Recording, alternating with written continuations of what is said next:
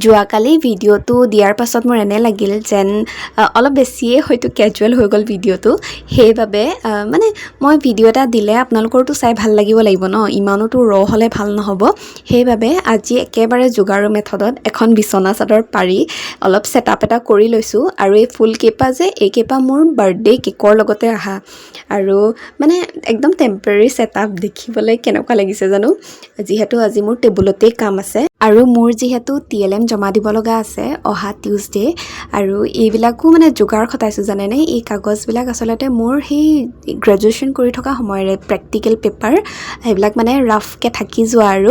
আৰু এনেধৰণৰ TLM বিলাক আচলতে অকল BEd বা DLEdৰ ষ্টুডেণ্টছখিনিৰ কাৰণেই ইম্পৰ্টেণ্ট বুলি মই নাভাবোঁ যাৰ ঘৰত ল'ৰা ছোৱালী আছে সৰু ভাইটি ভণ্টি আছে এনেধৰণে শিকালে ল'ৰা ছোৱালীবিলাকে খুব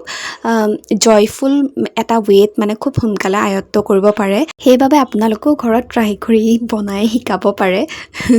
আৰু বাকী মই এনেধৰণেই থলোঁ আৰু আজি কেনেকুৱা লাগিছে জনাব পাৰিলে